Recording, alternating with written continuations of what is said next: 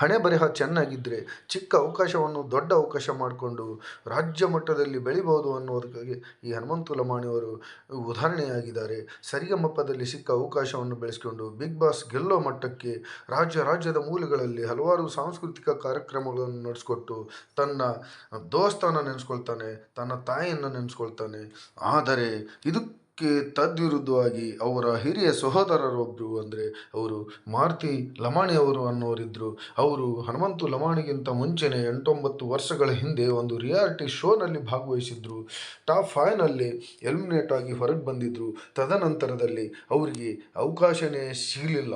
ಈ ಮಾರುತಿ ಲಮಾಣಿಯವರ ಹಣೆ ಬರಹ ಹನುಮಂತು ಲಮಾಣಿಯವರ ತರಹ ಚೆನ್ನಾಗಿರಲಿಲ್ಲ. ಅವನ ಹಣೆ ಬರಹ ಕೆಟ್ಟದ್ದಾಗಿತ್ತು.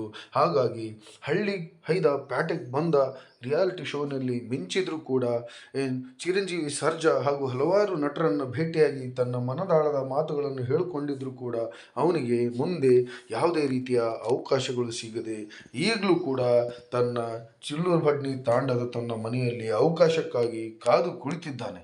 ಎಲ್ಲಿ ತನ್ನ ಸಹೋದರನಿಂದ ಏನಾದರೂ ಅವಕಾಶಗಳು ಸಿಕ್ಕರೆ ತನ್ನ ನಟನೆಯ ಕೌಶಲ್ಯತೆಯನ್ನು ತೋರಿಸಿ ಮಿಂಚೋಣ ಅನ್ನುವಂಥ ಆಶೆಯಿಂದ ತನ್ನ ಮನೆಯಲ್ಲಿ ಕಾಯ್ತಾ ಕೂತಿದ್ದಾನೆ. ಆದರೆ ಇದಕ್ಕೆ ಹನುಮಂತು ಲಮಾಣಿಯವರು ಯಾವುದೇ ರೀತಿಯಿಂದ ಸಪೋರ್ಟ್ ಇದುವರೆಗೂ ಮಾಡಿಲ್ಲ ಅನ್ನುವ ಒಂದು ಮಾತಿದೆ. ಹಾಗಾಗಿ ಇನ್ನು ಮುಂದೆ ಆದರೂ ಹನುಮಂತು ಲಮಾಣಿಯವರು ತನ್ನ ಹಿರಿಯ ಸಹೋದರ ಮಾರುತಿ ಲಮಾಣಿಗೆ ಒಂದು ಒಳ್ಳೆಯ ಪ್ಲಾಟ್ಫಾರ್ಮ್ ಮಾಡಿಕೊಳ್ಳುವುದರಲ್ಲಿ ಒಂದು ಸಹಾಯ ಮಾಡಬೇಕು ಅನ್ನುವಂಥ ಉದ್ದೇಶದಿಂದ ಈ ವಿಡಿಯೋವನ್ನು ಮಾಡ್ತಾಯಿದ್ದೀನಿ.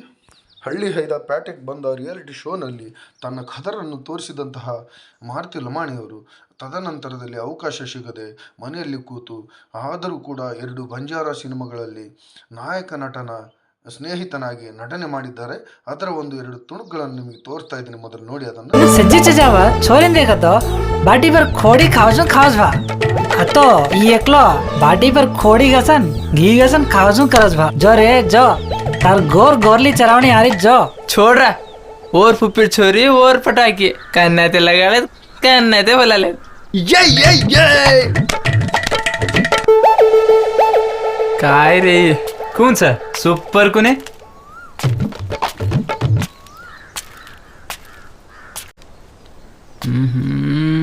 मामा मन हे करमत र एक थरावच